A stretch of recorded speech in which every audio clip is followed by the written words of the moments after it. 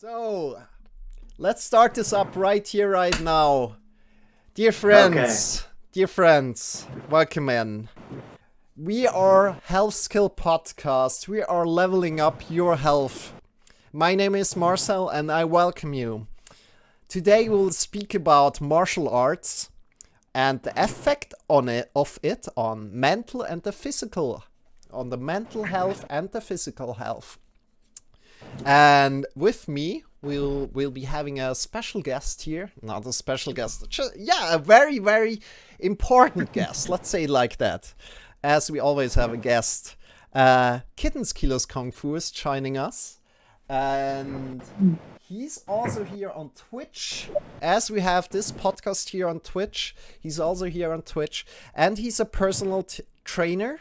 Is that correct? Are you a personal trainer? Yeah, that's correct. And he's also a martial arts instructor.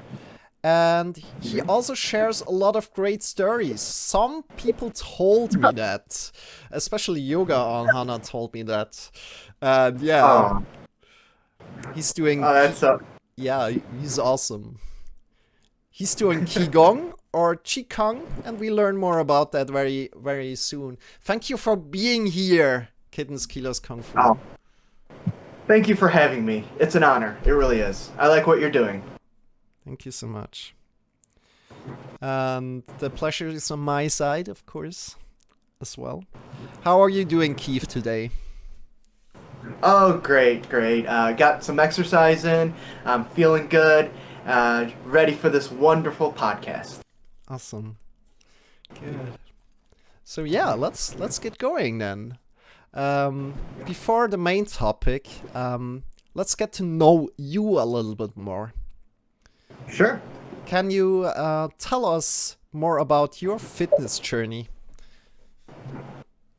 Oh, wow. Okay. When I was young, I started with a martial art called Hapkido.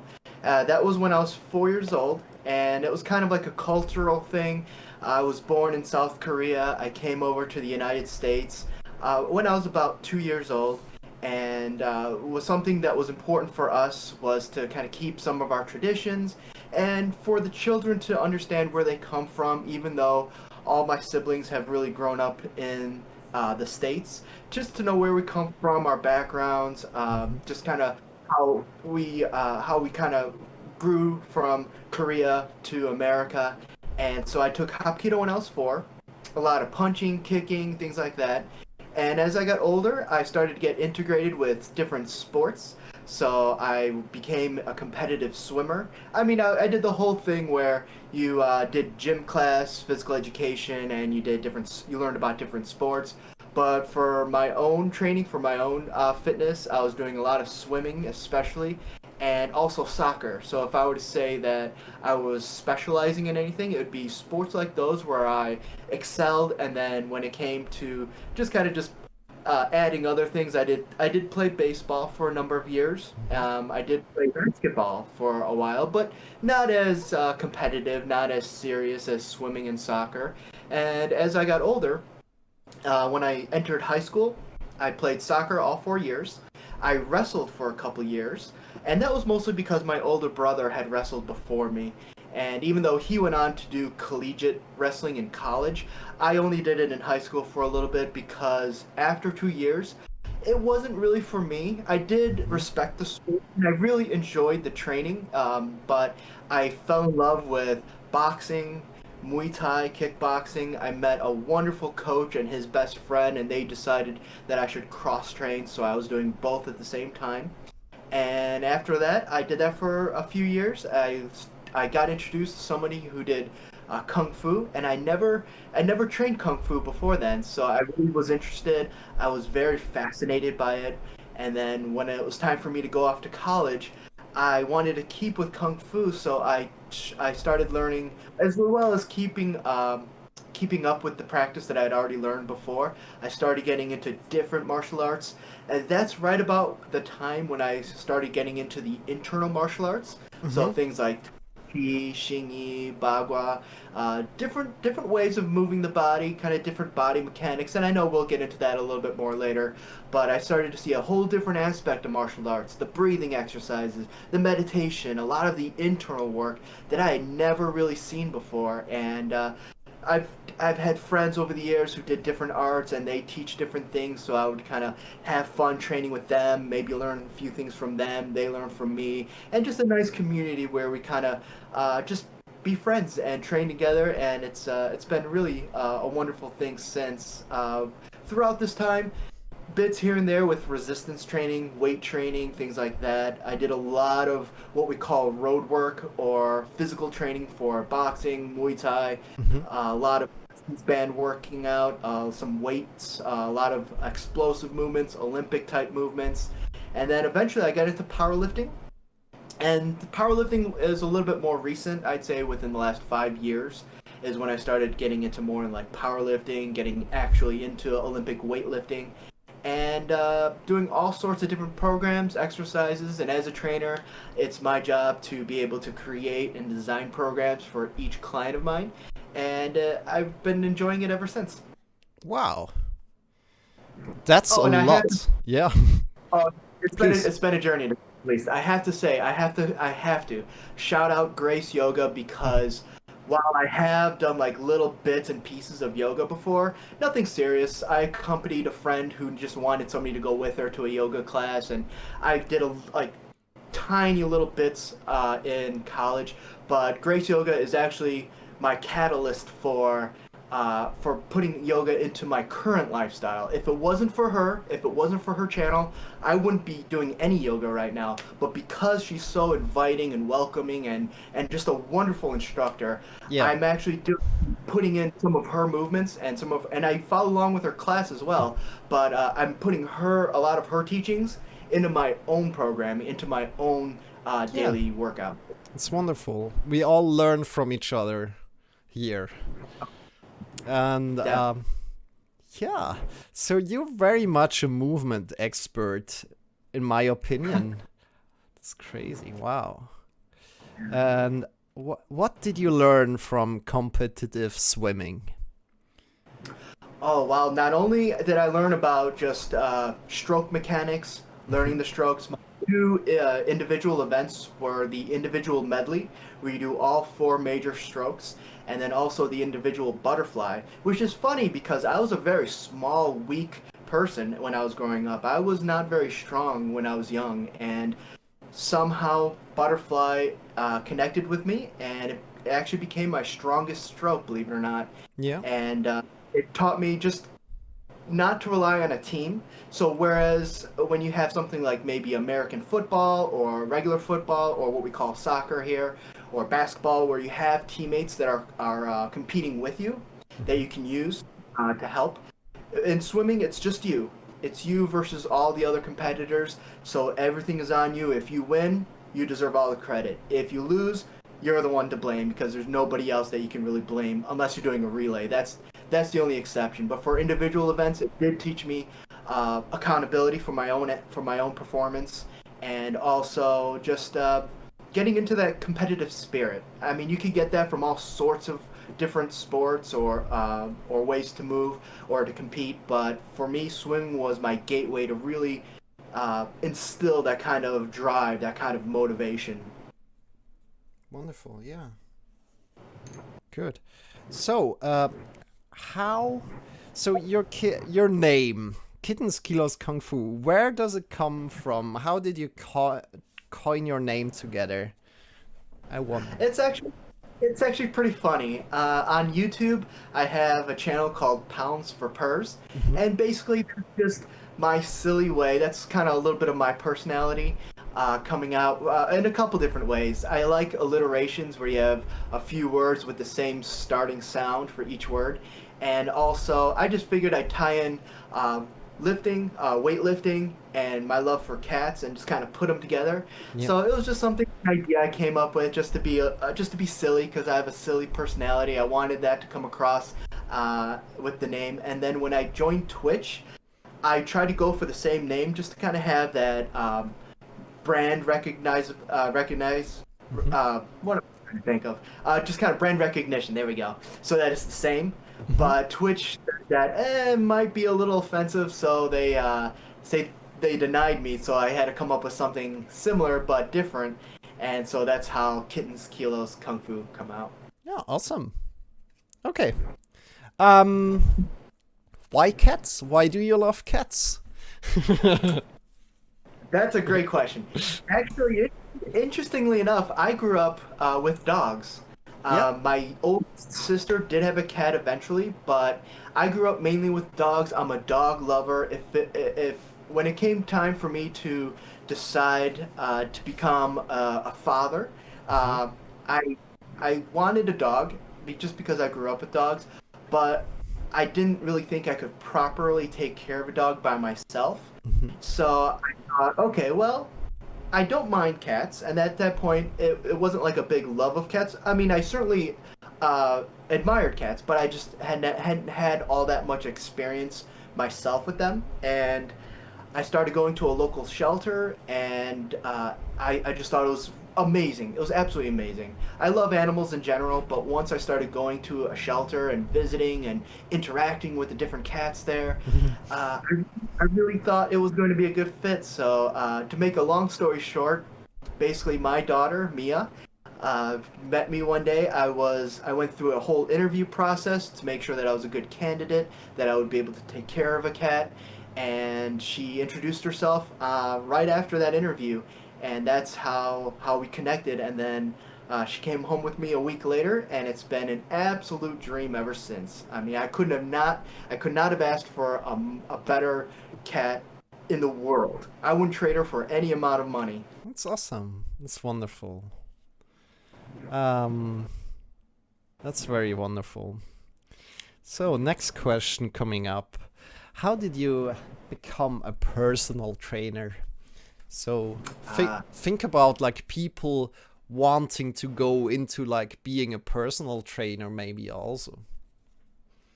Oh, for sure.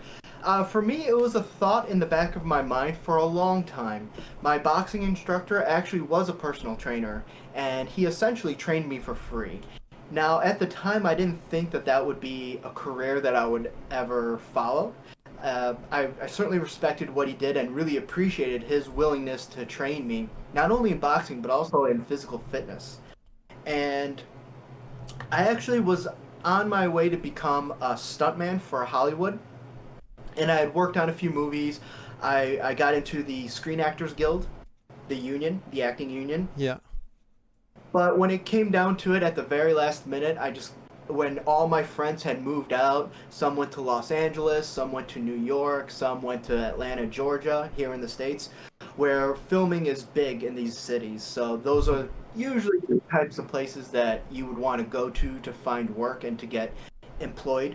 And I got cold feet. I got nervous because it's not a very consistent, nor is it necessarily a steady occupation or job or career to follow. So you just don't know when you're going to work. You don't know what your schedule is going to be like. There's a lot of hustle, a lot of just going places where people are filming and trying to introduce yourself and sell yourself and market yourself and things like that. And I just figured, you know what? At the last minute, I backed out, and I thought, okay, well, if I don't do this, then what else can I do? Well, I've been active pretty much my whole life. I love fitness. I love teaching. I had been teaching martial arts for a number of years at that point, and so I thought, okay, well, I'm not going to open a martial arts school, but what if I become a personal trainer? And so I decided to get my certification and have been doing it ever since. Wow. That's a great story. So, yeah. Always. What is the difference between internal and external martial arts? And maybe you can also explain a little bit like, okay, what is internal martial arts in the first place? Sure, definitely. This has been talked about for a long time, and still to this day, a lot of people are really confused as to, well, if it's just martial arts, then how can you have differences between the two? And a lot of times it comes down to body mechanics, what parts of your body you're emphasizing. So, for example, the internal martial arts are very big on stabilizing muscles, secondary muscles, tendon strength, things like that. And then on top of that, you have all of the emphasis on the dantian. And basically, the dantian, think about where your diaphragm is and that whole area. Now, nowadays, we call a lot of that, we refer to that as the core. So sometimes people hear the word core and they go, okay, I'm going to do some core exercises or core training. And I hope that people are getting better educated, but used to be that people would think of just the abdomen, the abdominal muscles, but actually it's actually a big circle going front, back, and sides. Basically, think of like a ball. Put it in the center of your body and then expand it out. So it includes things like your obliques, things like your lower back. And so for the internal martial arts, we do a lot in that area, especially in the waist. So whereas I was taught to throw punches from my hips in boxing, and even from Shaolin, we did a lot of hip movement, a lot of hip rotation. With the internal arts, they put a big emphasis on your spinal column, your paraspinal muscles. So if you take your spinal column and you go just about an inch on each side and down, there are some stabilizing muscles that we really emphasize there. And for external martial arts, there's a lot of training with phasic muscles, or the primary muscle groups like your quadriceps, your hamstrings, your triceps, your shoulders, your deltoids, your chest, your lats, your back, things like that. But with the internal martial arts, they tend to, while they include that, those tend to take a back seat and are secondary, and then we bring up the stabilizers, things like your hip flexors, things like attachments to muscles, things like that. And again, a lot of tendon strength, but also then you have the meditation and the internal work, what we call qigong, and that's basically just internal work or internal development, and that's a whole skill set in of itself, which I think makes it, the internal martial arts special and unique. Good. Yeah. There just right now a thought popped up. I want to share it, and I want to hear your opinion about it. Absolutely. So I went to a high intensity interval training one time, not multiple times, but the teacher there taught me that in the end we were lying down kind of in a circle. We're all lying down in a circle, like in Shavasana. You probably know Shavasana, just lying down on your back. And he told us that, yeah, after this high intensity training, this is kind of like lying down on your back will serve as kind of like the strongest antidepressant there is on the market. Kind of like that's what he said. What do you think about that? Well, it's certainly a good idea because of a few things, especially after something that intense, where you really work your body out, where you really work your lungs out and you're exhausted. You could do a whole bunch of things. A lot of people will do different cool downs. They'll do exercises and stretches afterwards. I think something like a Shavasana is very valuable because then you can really just kind of be aware of your body, and if you're holding tightness or stiffness, you can sense it. If you have any kind of pain, you can sense it. And whereas sometimes people will exercise and then just go on with their day, which I totally understand. If you do a workout and then you just go on with whatever you have to do next in your schedule, I understand. But if you do have the time, I think it's very important and very beneficial to lie down, let your breathing come down, let your heart rate come down to a more appropriate resting rate. But Shavasana especially is great because you can really feel out your body. That's a time where if something is off, or just noticing, just being aware, even if nothing's wrong, just kind of noticing, and at the very least letting your body come down, because what you don't want to do is keep an elevated heart rate when you're not exercising. So as soon as you're done, let yourself come down, calm yourself down, let your blood pressure come down, because that's a very healthy thing to do, especially the more intense an exercise is. Like for example with heavy powerlifting, if you're going upwards of, let's say, your 90% 1 rep max, that takes a ton out of you. It takes a lot out of you. So in powerlifting, you take long breaks, and you'll very commonly see somebody do, let's say, 1 repetition of a very heavy exercise, and then you see them sit down, and they'll just sit still. they should be doing the exact same thing. Letting themselves recover, letting themselves be ready for the next exercise or the next set, or even if they just finished, just letting their body just kind of come right back down to what we call baseline, and that way it's a much healthier approach. So in your example, that's a good practice. I wouldn't doubt that your instructor had other training and was implementing that with high intensity interval training, because most of the time instructors won't do that. They won't. Yeah. They might light cool down maybe at that, but the fact that he or she had you laying down and telling you these things, I think that's a really good thing. Great. Good. Let's now come to our main topic of this podcast today.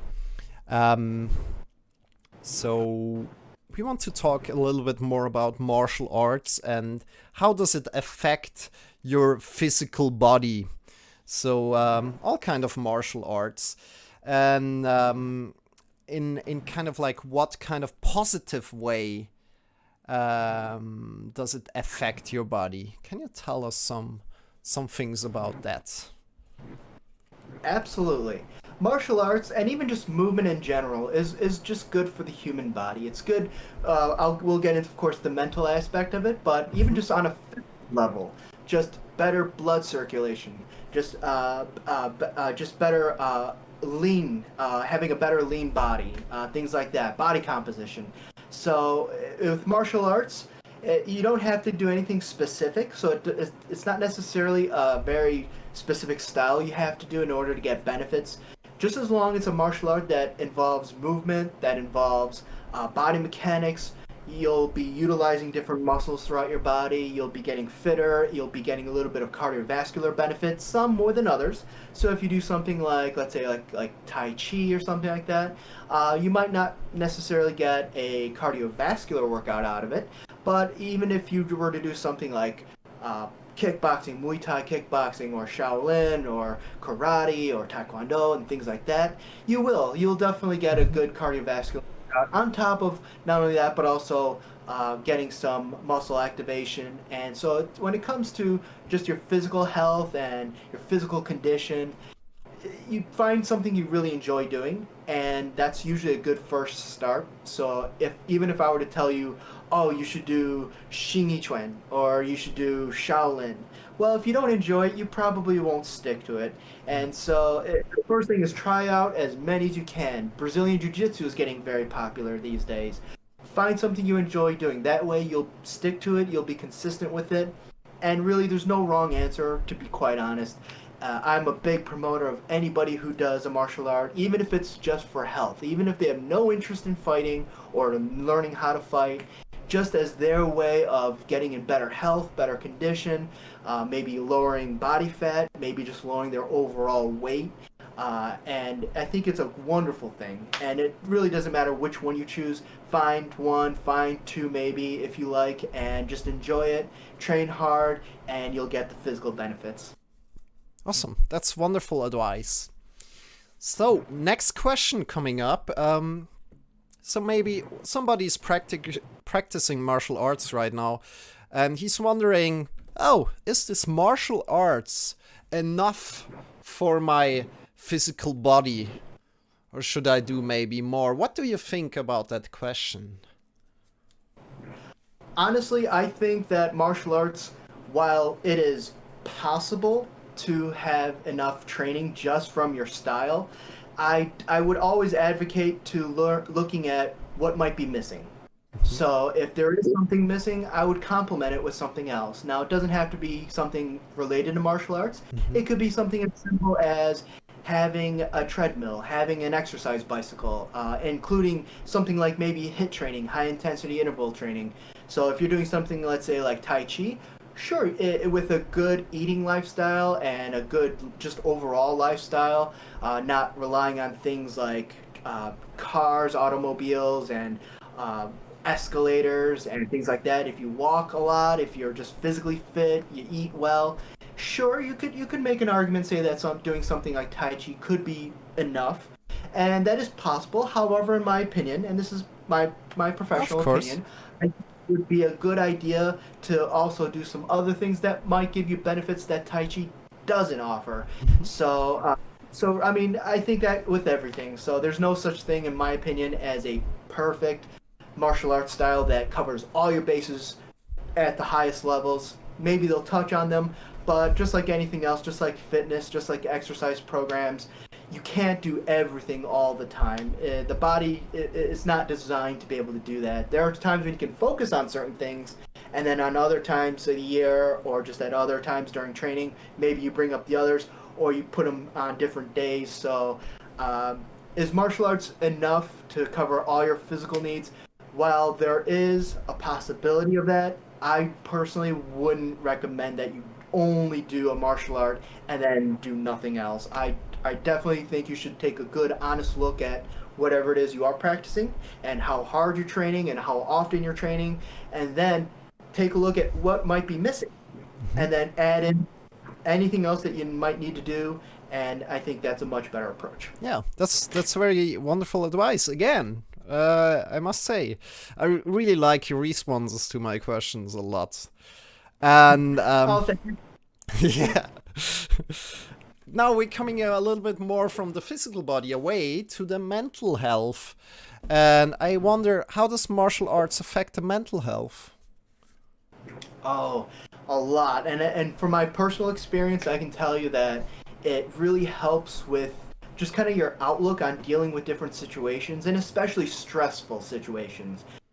This is kind of like an old, it's not a cliche, but it's just something that people notice a lot. When somebody is confident with themselves, and especially if they are martial artists and they train for something physical, that they tend to be the calmer ones in an altercation, in an argument, in a verbal fight, in a physical fight. They tend to be the ones that don't get excited and are quick to throw a punch. A lot of times they're the ones that'll just be very casual, just kind of just analyze everything and just kind of just study the other person and take a calmer approach. So people have told me this, and that's more or less why I'm saying it's more just from my own experience. But they'll see me, and maybe somebody who's very upset for some reason approaches me or says something to me. They always say that I just keep my calm, I keep my cool, I don't yell back, I don't get upset, I don't get emotional. And I think a lot of that really comes down to martial arts. I'm confident in my ability. I don't like fighting. I don't condone fighting. But I am prepared. So if something did happen, I don't have to get nervous or excited about it. I can just be there, nice and calm, and try to resolve the conflict peacefully. So I'm always looking for the peaceful option, whatever that might be, whatever that route might be. And I'd rather do that than ever fight anybody. But because of the training, because of how hard I work at it, that if somebody does approach me, I'm not going to be very quick to throw a punch. Don't get me wrong, I'll defend myself. I certainly believe in self-defense. But me, on a mental level, I just approach those things, even just regular stress. Even just if I have like a lot going on or something tragic happens, I tend to keep my level head, and that has really helped out a lot. So I don't do anything out of pure instinct. I won't do anything just out of a quick judgment. I'll always analyze things, just kind of keep myself in a good space, and be able to address things like that. It has really helped out a lot. That's so great. That's a lot what you're doing. I mean, it's hard to not judge people, right? From so, now, as we already discussed, is like the physical part, is martial arts enough for the physical health? We'd like to know, is martial arts enough for the mental health?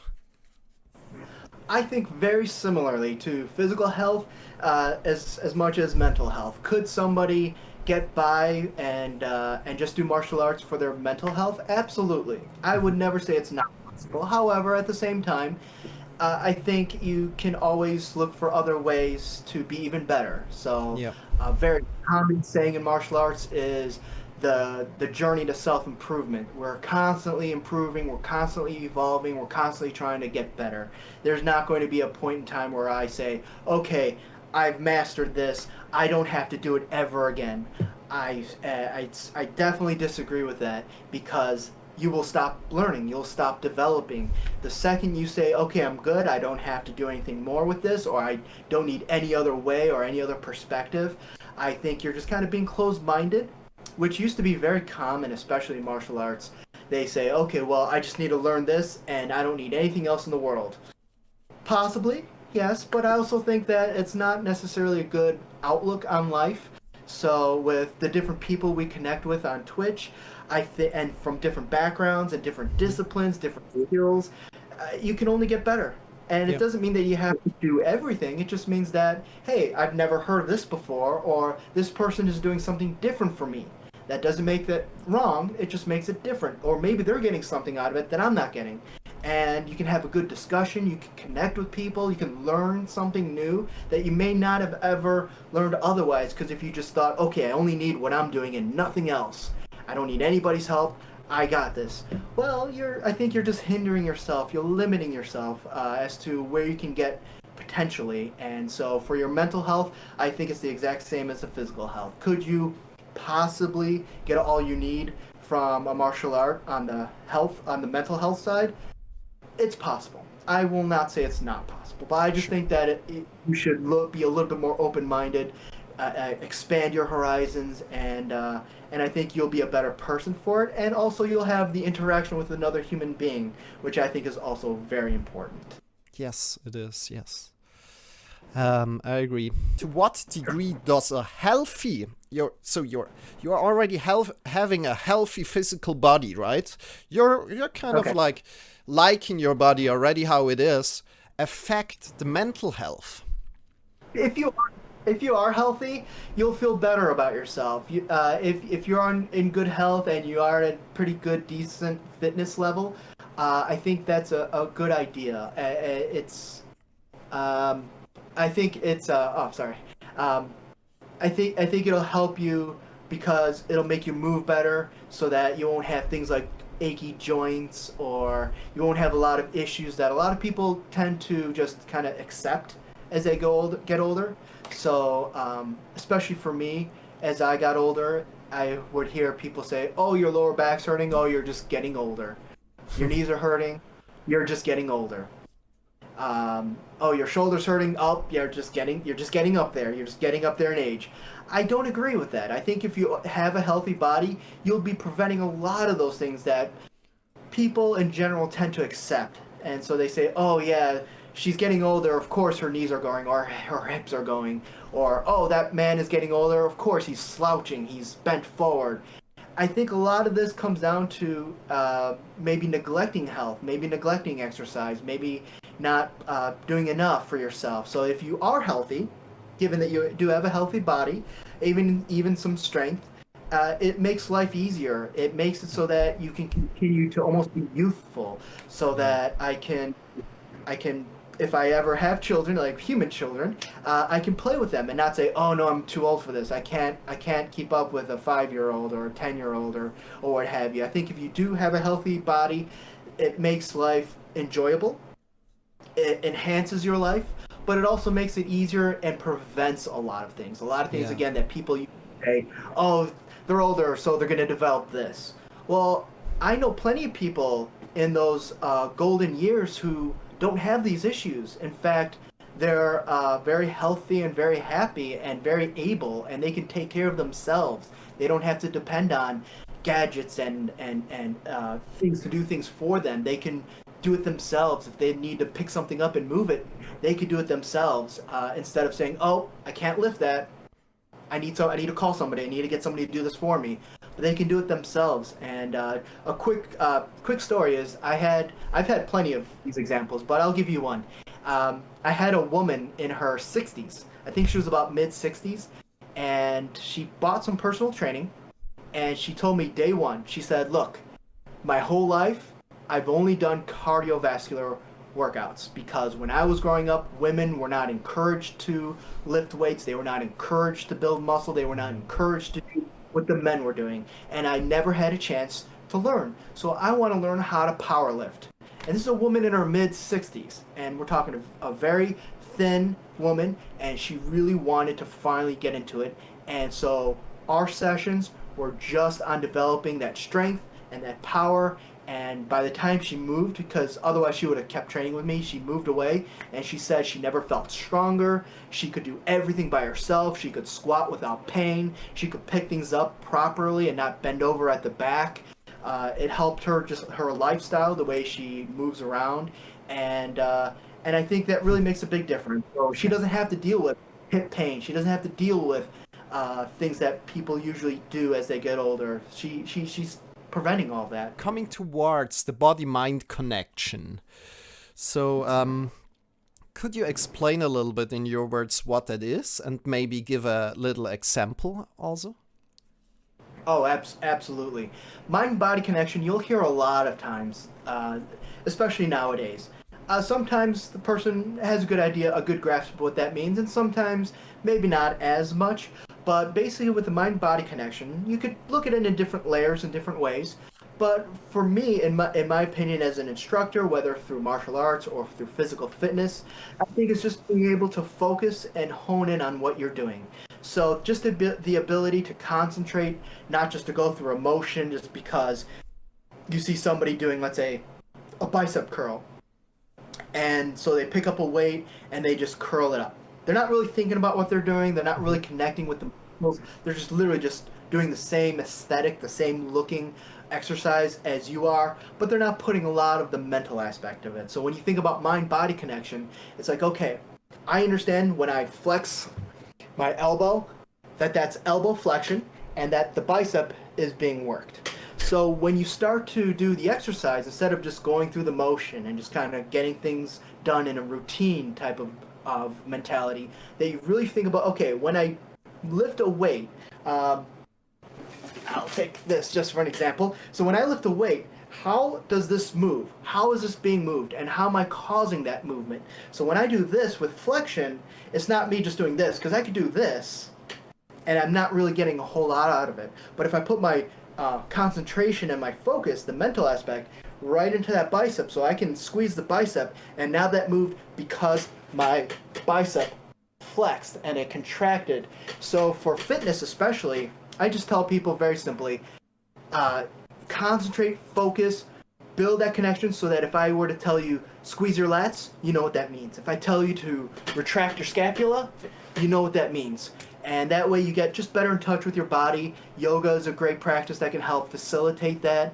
Pilates, big shout out to Pilates Mama SD, top tier Pilates level coach. They'll say the same thing.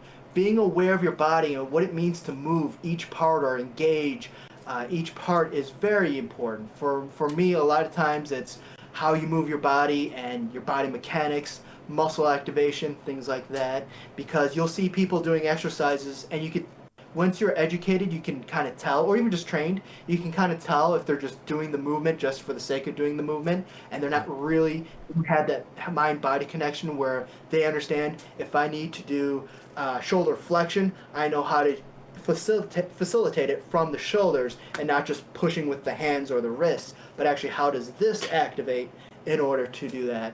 Things like that. So mind-body connection, and on a simple, very simple, basic level, is that ideal focus, and that way you can go into whatever body part you need to and use it. Wonderful. Thank you for your explanation. That means a lot to me. So, yeah, people in the chat have been asking some questions, and Sure. Everybody in here in the chat right now, if you like to also ask a question, please feel free to ask the questions right now. We are kind of like coming to the last part of our podcast today. And we have a question from Grace Yoga. And she asks, how does martial arts train a person to respond rather than react to a situation? How does it help people to be more calm? Exactly. Great question, Grace. Great question. And basically what it comes down to, that idea of not having like a knee-jerk reaction or a snap reaction, that constant work on being relaxed, being calm with your practice, and really putting your effort into your mind. So if I'm doing, let's say, a qigong exercise, or even just like a meditation posture, like let's say embracing the tree, the more you do it, the more you're inclined to use that state of mind, that kind of mentality, when you are faced with something that challenges it. So, for example, if you get somebody who just starts maybe meditation, let's just take that for a good example.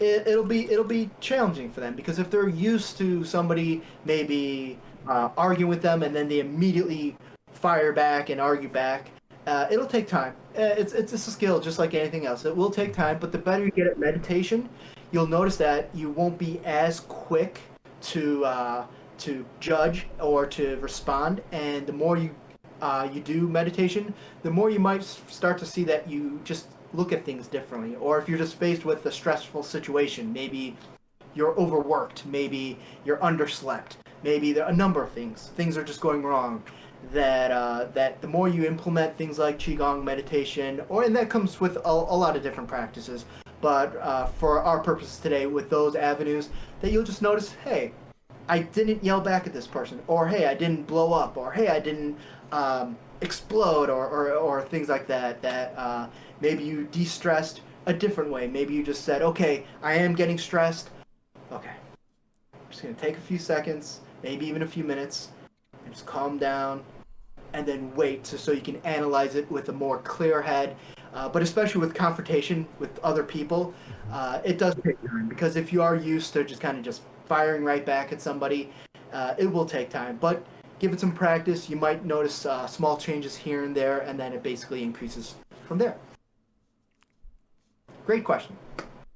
Awesome.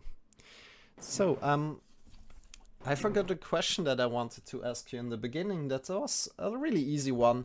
Sure. So as we kind of like organized this podcast, we came upon you were explaining to me that it's either qigong or qigong. I don't know if I pronounced it right, so maybe you could explain where does this come from, these two words, and where are the similarities, where are some differences? Yeah. Okay, qigong, you could see the spelling in different ways. So most likely you'll come across the Qigong, and then if you look at the old Wade Giles system, it'll be Chikung. Same exact pronunciation, same exact words, but you'll see two different spells for a lot of things. It depends on which spelling you're looking at. So people look at that and they go, wait, are they two different things because they're spelled differently? Actually, they're the exact same thing. They're just it's two different methods of spelling. But because you have the Hanya Pinyin, and then you have the Wade Giles, and so you'll look at something like Chi, and you'll see Qi, and then you'll see Chi, and they're both pronounced Chi, but one looks like Ki because it's a Q, but yet actually it's pronounced Chi, just like Chi. But anyways, Qigong comes from a very long practice, like couple thousand years of practice. And basically, there are a lot of stories of how it originated, but the most common one I'd probably say was, one comes more Shaolin, and then another one comes more Taoist. So you'll have two different perspectives. But basically, you can think of it as a long time ago, they started practicing just in a seated posture. It's nothing special. They would do a lying posture, very much like Shavasana, and they would put attention to their breaths. So anytime they developed a skill set, they wanted to really train it and work it as much as they could. So with breathing, they just wanted to get better health from breathing. They looked at that as an avenue for keeping healthy, preventing sicknesses, things like that. I don't know if anybody really knows the true original story, but you'll see a number of them, and a lot of them really go to the same idea that a group of people would notice that they would just come up with the idea that, what if I breathe a different way? What if I breathe and put a lot of attention to it and sectioned it off in a day and did 10 minutes of this kind of breathing, and then try to make that a daily habit. But you'll hear all sorts of stories, but it's all really goes to the same destination, which is just better health. Yeah, It's very interesting. Um, I didn't know that like qigong had like breathing practices like really integrated, like really focused down on breathing patterns. Maybe could you maybe just explain one pattern so that you Oh, maybe like the most, or sure. There's a lot of qigong exercises you'll see all different arm movements, hand movements. You'll see people raising up their arms this way, turning out this way, lifting this way, coming down this way, all sorts of different ways. And as long as you're doing proper breathing with movement, it's qigong. You can literally say it's qigong. You can even make something up, and as long as you're breathing correctly, you're actually doing qigong. So you can buy a book that has 1,000 different exercises.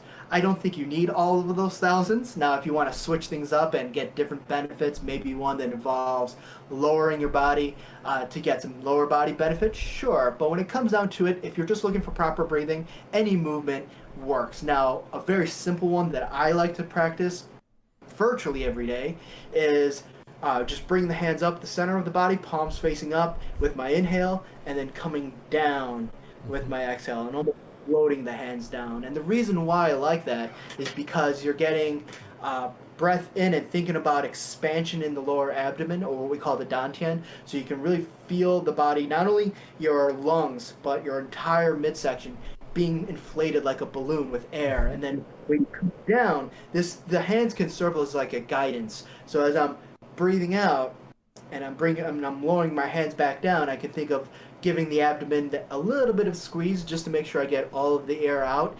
It's just a guidance principle. You can literally do all sorts of things, and as long as you're doing proper breathing, it can be considered qigong. But there are a number that I like personally as well.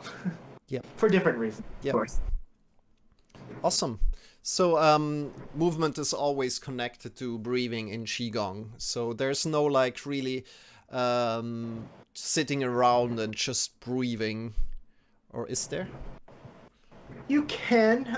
Generally, qigong is associated with the movement. When you're doing just kind of breathing, just kind of still like this, it also does depend on what you're trying to accomplish. So, for example, I'm sure you probably can't see my hands, but basically I'm in a seated position with my hands just right over my knees. Now I'm not going to move on this one, but as I breathe in, I'm going to do what we call whole body breathing or bone breathing. So from this one, I'm basically trying to pull oxygen through my fingertips, going up through my hands, up through my arms. I could do the same thing through my feet. It's a different practice, but it's still technically qigong just because it's involving proper breathing, but with a very specialized directive, with a very specific goal that you're trying to achieve. But in general, if you just say qigong, there's usually some sort of movement in some shape, way, or form. But there are versions where you're not moving, or movement is very small. Like, for example, I have this one where I'll breathe in, and now with my exhale, just a very little bit of range of motion, very little movement, but that would also be considered qigong, even though it's very, very small. Yeah. Okay. Thank you for all these answers. I think I give you one last question, then we're kind of finishing it off. And yeah, so if a total beginner joins your personal training, maybe kind of what is the first thing he or she learns from you? Something about me or something about the training process? Maybe about the training process, how you're doing the training process or so. Oh, great question. Basically, if a client comes to me, or let's use you as an example. If you came to me and said, hey, I want to have some sessions with you, basically I would give you a little bit of my background, and then I would get an assessment from you. So I would have some questions for you about your background, what you've done before, what your experiences with anything physically fitness oriented would be, if you have any injuries, if you have anything you're dealing with, what your eating lifestyle is like, what your daily routine is like, what your schedule is like, and then from there we would go to an assessment.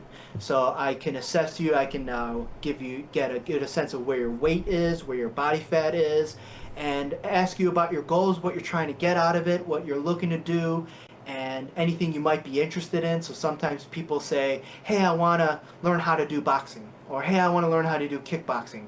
And so I do have clients who are very focused on that, and they'll say, "Okay, I'd like to learn about that." And so I assess you, kind of get a sense of where you are, and then from there, just basically start to see what you can do, if you have any limitations. So we do some basic things right off the bat. For example, like a body weight squat, see what your form is like, your technique is like, and then pretty much just going from there. Mm-hmm. Good. So, thank you. But we have one more question from the chat right now. Let me ask you that question, and then we slowly finishing it up. So Pumpkin Panda asks, you have like this I don't know how to call it. You have this hitting stick, right? That you just shown before on the stream. Does it hurt? Says Pumpkin Panda, or asks Pumpkin Panda. And also, if you kind of enjoy this feeling of like whatever kind of feeling it is. To answer your question, Pumpkin Panda, no, it does not hurt. This is very intimidating. This is made of metal. It's made of steel. But please never believe that I'm hurting myself or that it's masochistic, like I enjoy pain. This is anything but painful. This is the opposite of pain. It actually feels very nice. It feels like I just gotten a full body massage when I use it. And a lot of that comes down to the design, so that you see all these very, very thin little rods, and they're very light, they're very skinny, and it's just a lot of them put together. Now, I did not start with this one, so this is the one that I will use for the rest of my life. I won't need anything heavier than this for all the benefits that I get from it. So you're seeing me pretty much with my peak training with this. You would start with something much smaller, much lighter. So if anyone was interested in that sort of training, don't be intimidated, don't be afraid. It will not be painful at all. It'll actually feel great when you do it. Again, it almost has like a rejuvenating, detoxifying, very cleansing, very energizing feel to it. Now, of course, you're going to swing it around, so your wrists might get a little tired. But otherwise, no, when I hit, that might sound very scary to you, because if you've never seen anything like that, it might be like, oh my goodness, he's hitting himself. Ooh, that's got to hurt, right? Couldn't be any more the opposite. And just like anything else, you start gradually. You start with something very small and easy and light, build it up, and you literally, when I say taps, people probably laugh, because my idea of a tap to most people is probably like going full out and hitting hard. That came with time, that came with progression, that came with development. So if Pumpkin Panda, if you wanted to do that training, I would have you start with something much smaller, much lighter, and again, it would be literally taps. Yeah. It would be taps. So it's not painful. It feels wonderful. I enjoy a lot of the benefits from this type of training, but don't get the wrong idea that this hurts at all. It does. Again, it feels great. Awesome. Can you tell us how is that called, or what's the name of this instrument? Oh, sure. Oh, sure. Oh, this goes by a few names. Sometimes people call it a health brush. Some people call it, I know, isn't that funny? Like, how is this a health brush? But they'll call it a health brush. They'll call it a steel rod. They'll call it a steel whisk, an iron whisk. I've heard, there's another one that I've heard before, a broom. I've heard steel broom before. Yeah, this is a wonderful tool. It's great for health, great for a lot of things. But don't be intimidated by it. It's a lot easier training than it looks. So if you see me doing it, you are seeing somebody at a bit of a higher level. So I've been doing this for a while, so I can do it with a certain amount of vigor. But for anyone who wanted to learn, they would start off much easier. Very much like if you've seen me do my hand training, you would not just do what I do. You would certainly start the way I started, very gradually, very slowly. So Pumpkin Panda, if you're still around, something like this, or even Grace Yoga, something like this, you wouldn't even start with. You would start with something much smaller, easier, lighter, build up, and you would start very gradually. Again, it should never be painful. If it is ever painful, then you know you're probably going a little too hard too soon. Awesome. So good.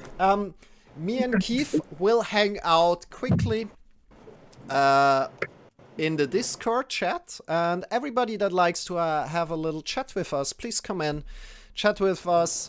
I'm sure this will be a lot of fun. And I already told people like how they can find you, Keith. Are there some other ways to find you other than Twitch and YouTube? Those are the main ways. I also do have my Discord, and if you would like to email me, you can email me at poundsforpurs@gmail.com. So poundsforpurs all in one as one word @gmail.com. That can work as well. But if you're here on Twitch, if you're here on Discord, feel free, message me, drop me a line anytime you like. I'm always willing to talk. Awesome. So people can actually reach out to you and have like online personal training experience with you. Is that correct? Absolutely. Good. Thank you for that. And that's about it. Keith, thank you so much for joining in today. And next week, join in next week together with Alan Rafferty and his dear friend Jacob. I don't know his full name, unfortunately. They are storytellers. They have such a wonderful stories to tell, and we will dive deeper into the mental health there. And I really hope you guys from the yoga community, from the fitness community, will join in and maybe listen a little bit there. And this was Health Skill Podcast. You can find us at www.moment.yoga/Twitch. We are leveling up your health skill.